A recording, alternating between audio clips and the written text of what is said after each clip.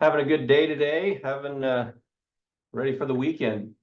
Before we get started, I know there'll be a couple people that kind of jump on here in a few minutes, so just want to see if there's any questions you guys have that you want me to cover real quick before we jump into what I have.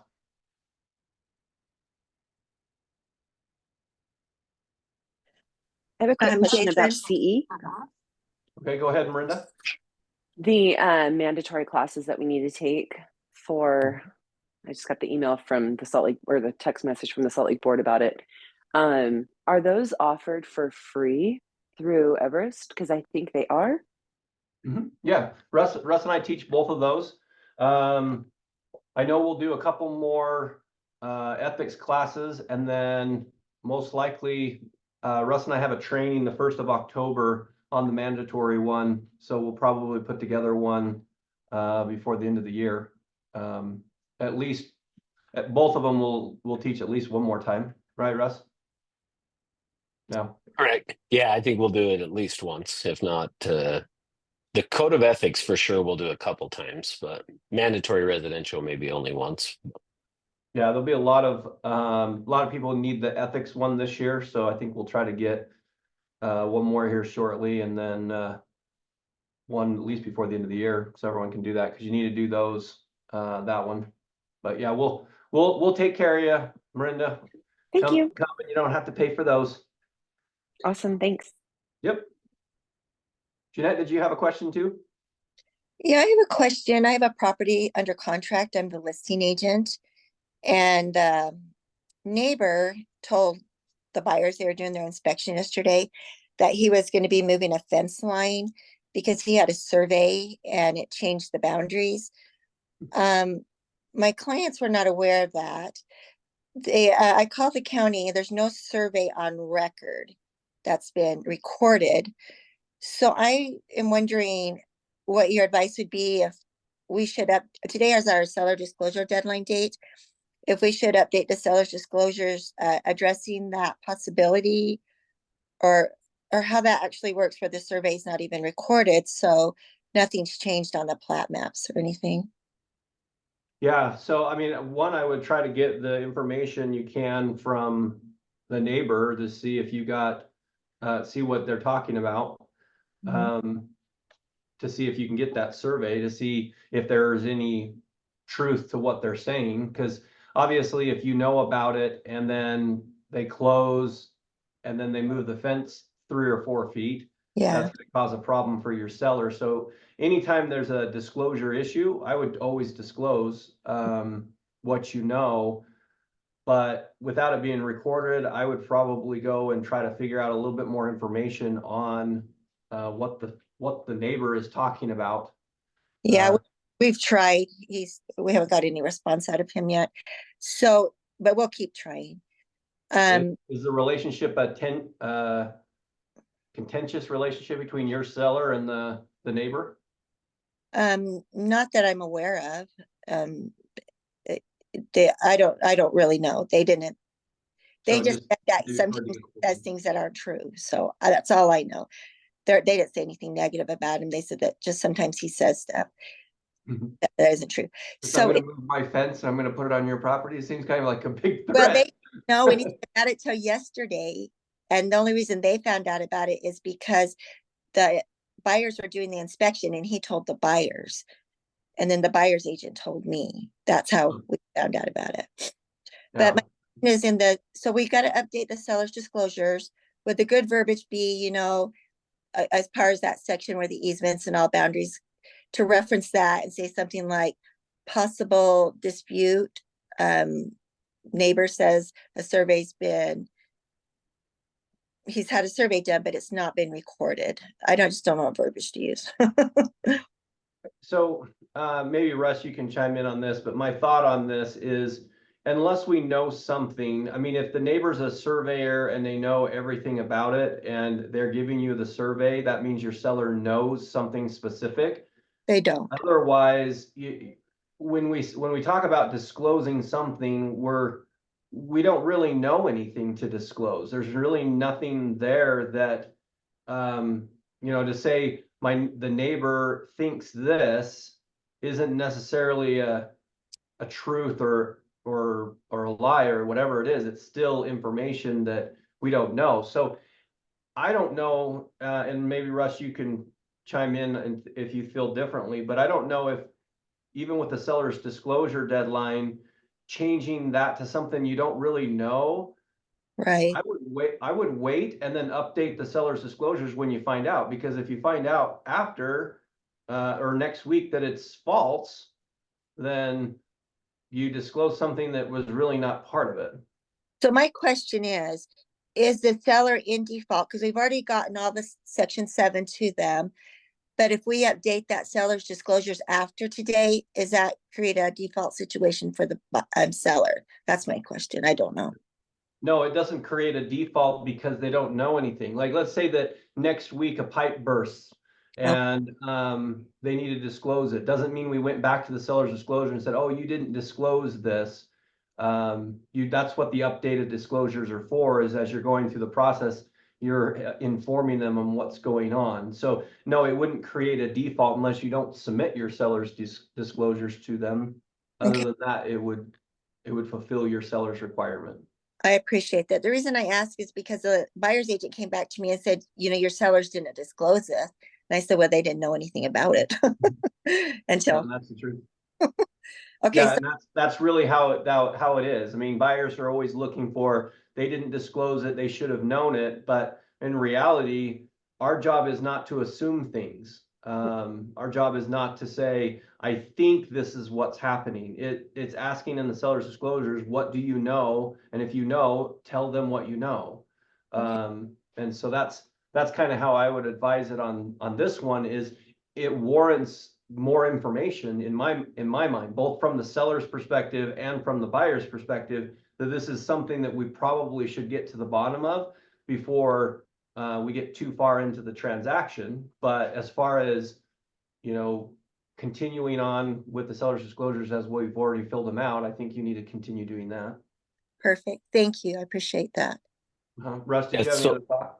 Yeah, and just basically the same thing, but I got asked this same type of a question from somebody else yesterday, and I think everything Jason said is correct. I just want to add to it. I feel like for me, it just means that the seller probably should do some additional due diligence themselves to find out about things, because the challenge that's going to happen is, let's say that they are told about it, they don't say anything because we don't have anything in writing, but then the new buyer shows up and says, hey, the neighbor talked to me and they told me that you told them. And so yeah, I feel like you're always going to be safest to disclose stuff and or at least do some additional due diligence themselves, conduct a new survey, or do, the one yesterday I said, have a contractor come out and look at it and say if it is good or not. Get something in writing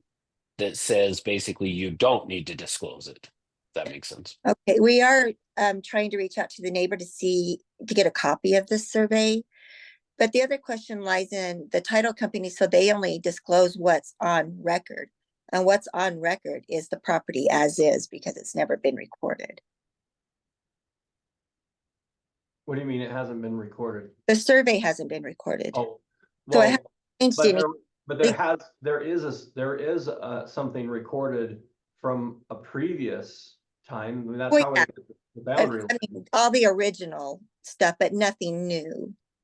Yeah, so that's where from the seller's side, they go off of what's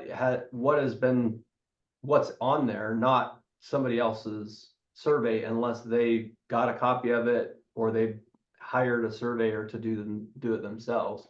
You would So- recommend, even though that if they don't get a copy of it, that it's the seller's responsibility to do the survey, or where the buyers are aware of it now, is it the buyer's responsibility? They're the ones that talk to the neighbor. So yeah, that's what I would say is I think having the seller disclose to the buyer that the neighbor is saying this, therefore they may want to do their own survey, or at least something that your seller is saying this could be a problem, so that the buyer can't come back later on. Although it sounds like from what you're saying, the buyer already is aware and they're the ones that made you aware. So Yeah. So that's where I'm we need to add it to the seller's disclosures, but it doesn't sound like we do because, Well, it's Really? definitely not going to hurt. okay, so do that, like, do an addendum saying the possibility. It's all hearsay, we don't know. I Mhm. do know it's Well, not, just, I don't know that it needs to be an addendum to the seller disclosures, but just, and it sounds like if you've already been having this discussion, is this a verbal or is it through email back and forth? As long as you've got something in writing that you can say during the buyer's due diligence timeframe or before closing, at least, they were aware of this and chose to continue on with the transaction, you're great. okay, so I'll just send an email to the buyer's agent addressing this and letting them know what I know. Okay, Yep. thank you. Sorry to take up so much time. No, you're good. I think hopefully you guys can get something from all of these conversations because the one thing that Russ and I find happen most is when one question happens, it usually happens 2 or 3 times that next week or within the week of that question being asked. So it's not just you going through it. Everybody goes through them, or if they're not, they will go through it at some point in their career. So that goes to what we're going to talk about today. I've had a lot of questions about limited agency, getting paid by limited agency, what needs to be done as far as the transaction on limited agency. So there's a couple contracts that I want to bring up. I'm going to share. Let me share my screen with you real quick. All right, so I've broken down a couple of these contracts. The first one right here is going to be the REPC.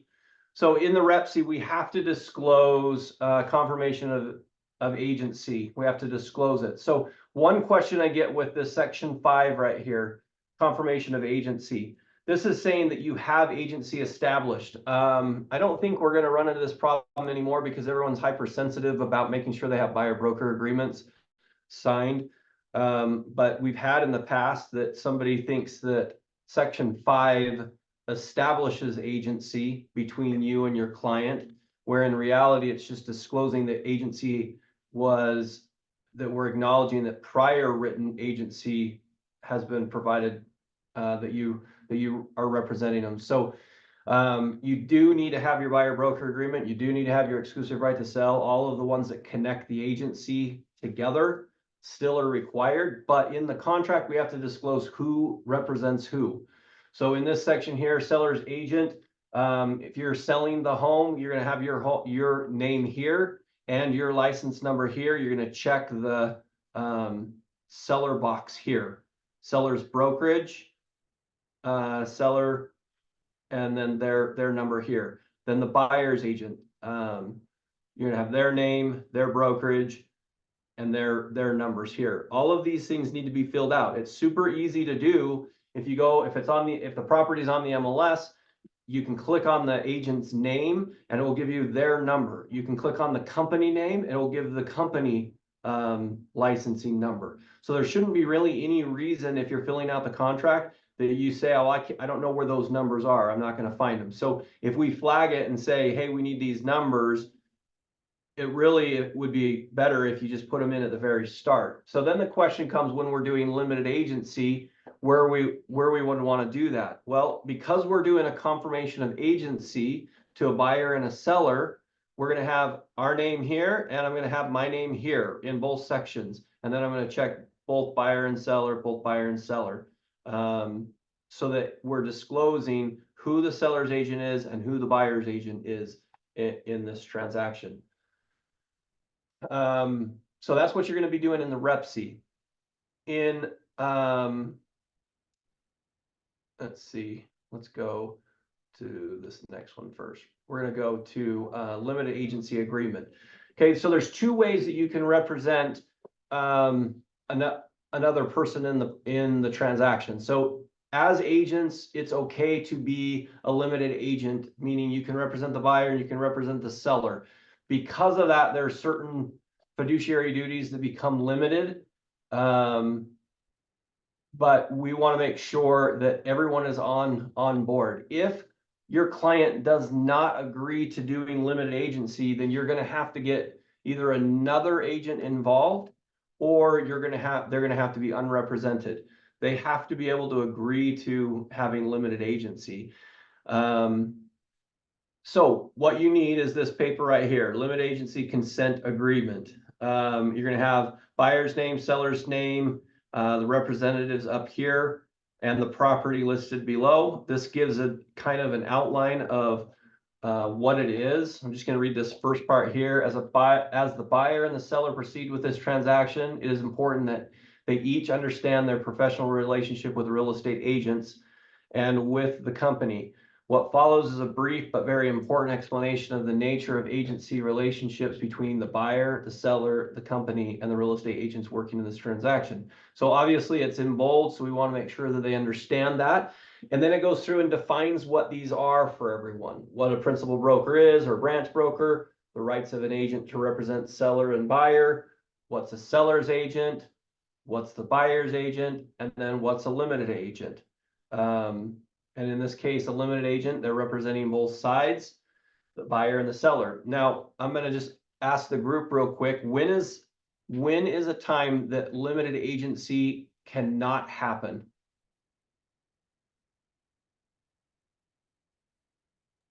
When you cannot have limited agency.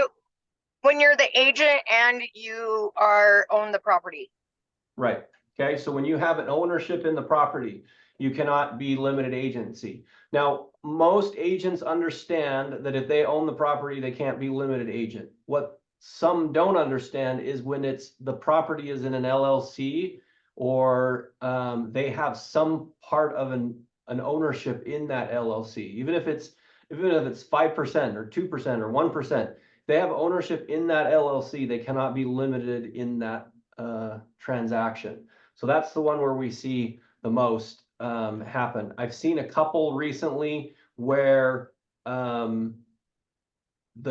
agent's representing the seller, and then they find out that they want to buy the property as either as a wholesaler or as a they're wanting to buy it themselves, and then all of a sudden they want to go into the buying position.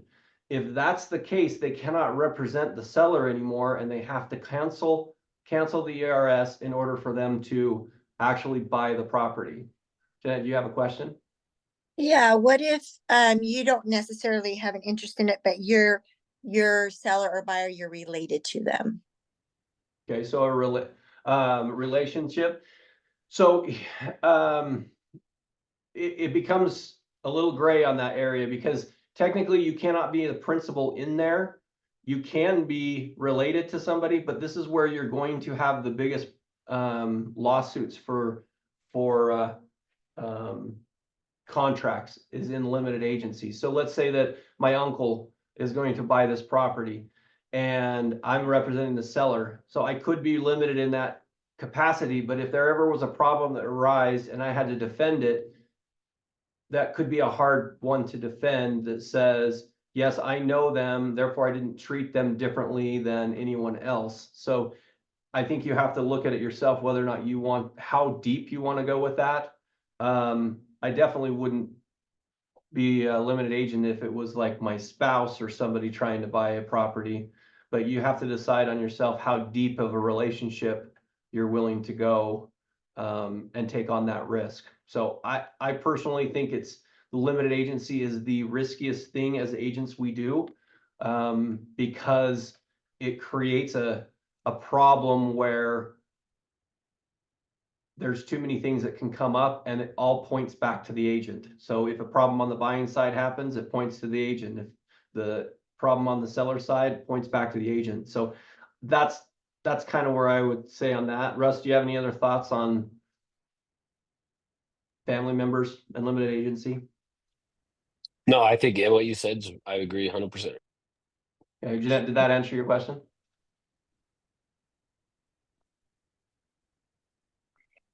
I think it did. Hopefully. Hey, Jason. Yeah. I was gonna just add to what Steph said, and that is that when I represented my aunt, who was the trustee of my grandma's house, and I was standing to receive an inheritance from the proceeds, I couldn't be a limited agent on that property. So even though I had people contacting me to buy it and do limited agency, I was unable to because of that reason. Yeah, you're going to benefit from that side. And I think that was a good decision on your part to not do that. Sometimes we get into this mode of like, oh, I can represent both sides, therefore I'm going to get 2 transactions. I'm going to get paid the same. I'm going to get paid more, and money takes over what's best for the client. In some situations, it might be best for you to get another agent involved and have them help you through the transaction as another agent.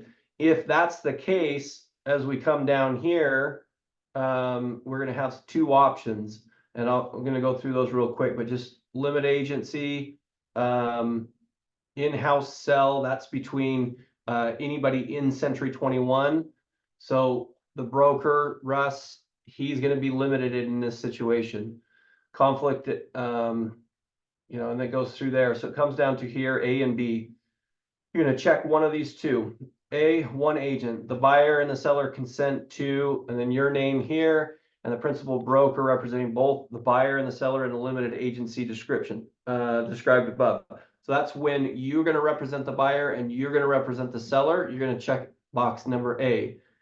If there's 2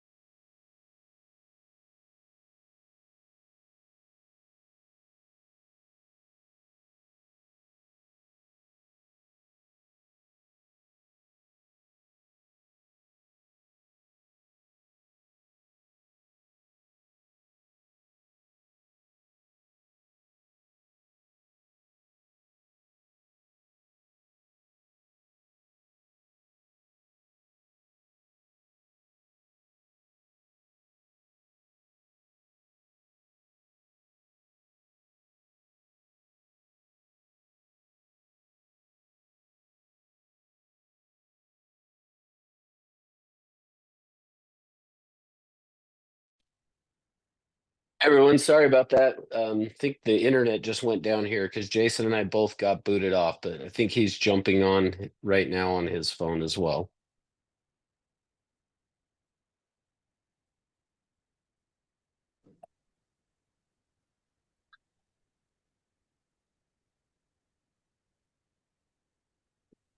All right.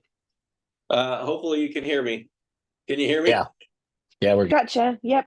Okay, sorry about that. For some reason, my computer or the internet in the office is completely gone. So I won't be able to share my screen because it's on my computer, not on my phone, but at least we can talk about that. So I don't know if we got cut off before it just dropped, but I want to just go back to the limited agency. There's 2 options. There's the one you represent both sides, and 2, one of the agents in the company. We have 2 agents in our company, and then the principal broker is limited. So I was sharing that if we had a dispute between the buyer and the seller, and then we had to bring in Russ for the a problem there, that's where he's got to be more limited. So he can't really advise the seller to do one thing or the buyer to do one thing if there was a dispute. So that's the only time I've seen where option 2, where we have 2 agents in the same company, that becoming more of an issue than, and typically that doesn't happen. That's usually if there's a conflict and one of them's asking the principal broker for advice, and that's when we've seen that. So that's important for us to do. At the bottom of that page, it says authorized agent or broker. So sometimes I get these for you guys. They say, hey, you guys got to sign this. I can sign it. Russ can sign it. But you also, as an agent, can sign it. So it's not necessary that the brokerage signs it, but if you want to send it to us, we can sign it as well. Okay.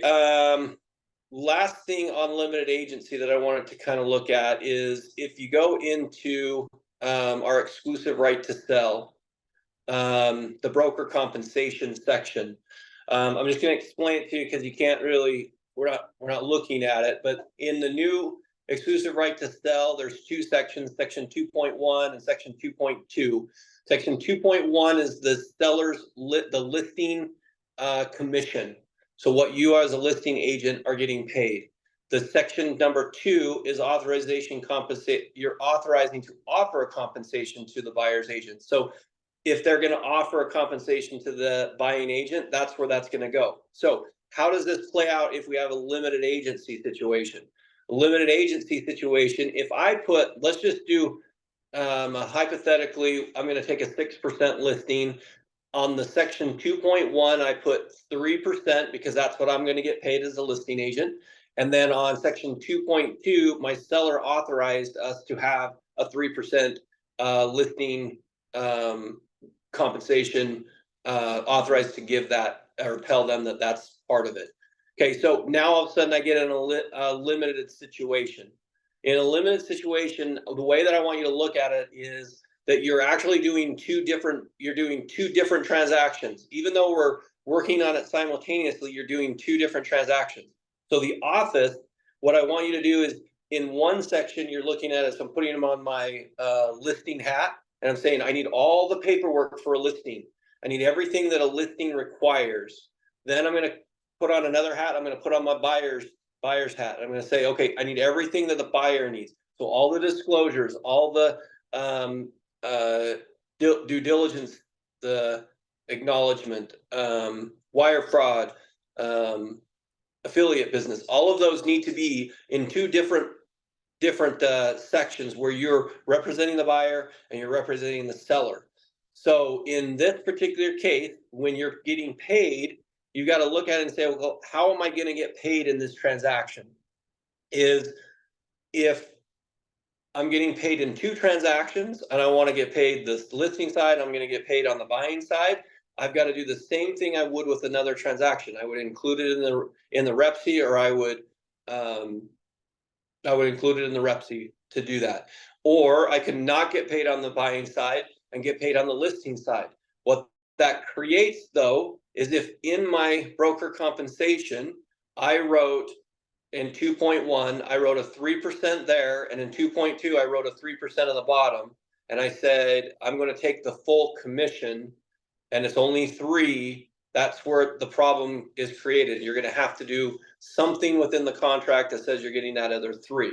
Now, if you know you're doing a limited agency, or you put the total amount in 2.1, so I put a 6 there, and then I'm a limited agent or unrepresented buyer, then I don't have to do anything and I can just get paid on the one transaction. So I kind of went through that fast without you guys seeing it, but do you have any questions about the difference between the 2? When I would have to do an addendum and when I wouldn't? So I have a question. You put 6 in the top to ensure that you can receive all 6, and then in an exclusive right to sell addendum, you could put some clarification language that more accurately defines it as agreed with your seller. Is that what you would recommend? No, yeah, you can do As it it that way. pertains to limited agency? Yeah, as it pertains to limited agency, because in 2.1, whatever amount is there is what you're going to receive as the listing agent. So if I only put 3 there, and then I'm going to represent both sides, and I don't put any compensation in the rep C whatsoever, then the only amount that's agreed upon is the 3, and we'd have to do an addendum to fix that. So in this particular case, if you put 6 in the top there, what's going to be your concern by your seller is they're going to say, well, I don't want to be obligated to pay 6 plus 3. I don't want to pay 9. So you're going to actually have to do an addendum to fix that if someone else represented a buyer in that transaction, or they would be obligated to 9. So it's a little bit sticky on which way you want to go with that. But yes, that's how I would do it. Kind of like it's better to have and not need than to need and not have, and be able to amend it down the road as agreed Yeah. at that point in time if you cross that bridge of limited agency. Yeah. Should it Yeah. show up? Okay. Yeah, it's a little easier to remove it than it is to try to add it, in my opinion. But yeah, it just depends on what you're agreeing with your seller. If you're representing both sides. Personally, I don't like doing it limited agency. I like to do unrepresented buyers. I would take the listing side and then have the unrepresented buyer, so I don't have to do all of the other documents and represent them. But everyone's different. Jeanette, you have your hand up. I don't know if that was from before or not. No, I have a question. Okay. I was talking to someone who works at another brokerage, and their brokerage has advised them to put 0 in the 2.2, I think it is. And then if a buyer does come in and ask for that compensation, then you just do an addendum. And so I was thinking, I've been thinking about this a lot. Would you recommend, is this okay to do if we were to do a listing agreement and put 6% in the 2.1 for the listing side for the brokerage? And then if we did get a buyer come in and are asking for compensation, then we just do an addendum saying, changing that compensation format. Would that be, and then that way, if you do go into limited agency, you don't have to change anything. Yep. That would be the way you would do it. You could do 6% of the top and then do an addendum if they're end up asking for it. Yeah. I think that's a great way to do it, because even if they came in, I know a lot of buyers agents that come in and they just come straight out of the gates and say, I'm asking for 2%. So then you'd only have to adjust it 2. So that would be a good way to do it. Yes.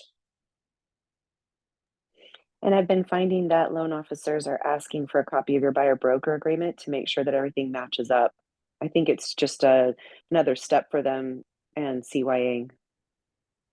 Yeah, it's not just a step for them, but it's also part of the agreement that we have is that we will not get paid more than what our buyer broker agreement says. So if I have, I know of Meritage Homes right now in Tooele, they're offering 4% commission to agents. Well, if you have a 3% commission on your buyer broker, they're only going to pay you 3 unless you get that amended until it says 4. So you want to make sure that whatever that amount, lender's going to look, make sure you're getting that, but you should also be matching that number to whatever you're actually receiving. Okay, so that's all I've got on limited agency. Any questions on how to do limited agency, what's required for limited agency, or how you get paid for it?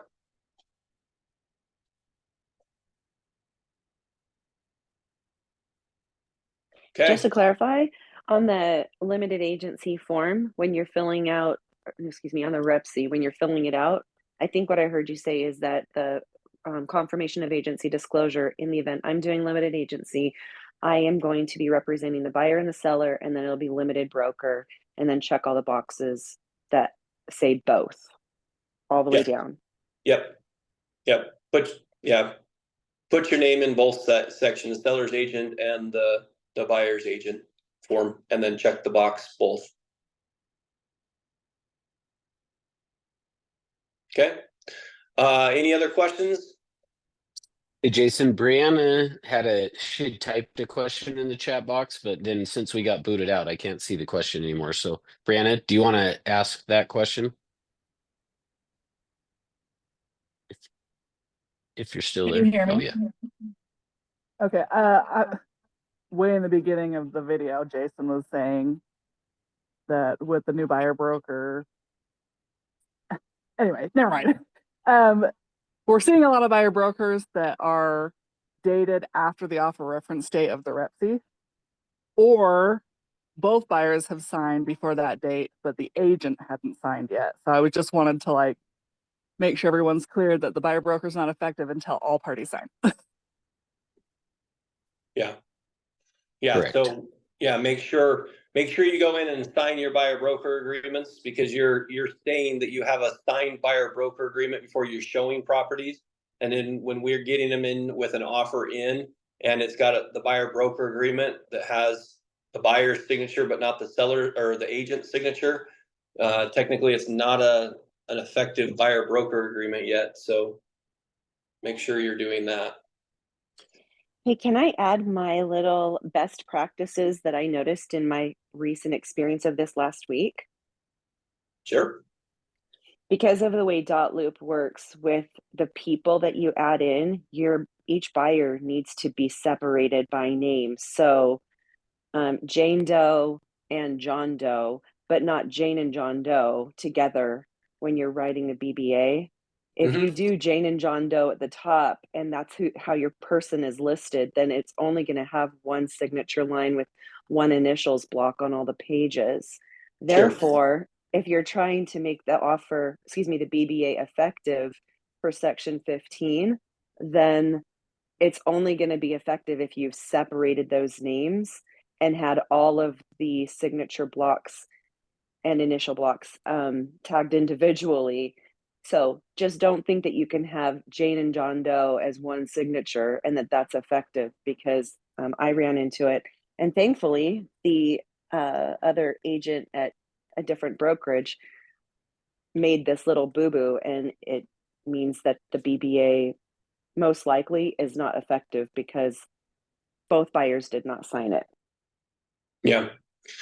Yeah. Dot Loop auto-populates certain ways, but you can actually go into Dot Loop and change the way it is, add different signatures. But yes, both buyers and seller or buyers need to be separate on there, and they need to have separate email accounts that you send for signatures. You can't send it to the same one to get the signatures. So yeah, just be aware of what your contract says so that you don't get in trouble of not So getting paid. if you do John and Jane Doe, but then you have both parties sign, Jane has her line and John has his line, isn't that the same thing? Yep. Yeah, what she's saying is if you put in the auto-populate, you say, yeah, in Dot Loop, if you say John and Jane Doe, and then you just auto-populate it, it's only going to come up with one signature, but the name on the top's going to be both of them. So then when they sign, it will be only one signature. So you just have to change the bottom section to have two signatures, and then the top can say Jane and John Doe. That's fine, but the signatures need to be one buyer and buyer number two. Right. Yep, Okay, exactly. Devil's in the details. Yep.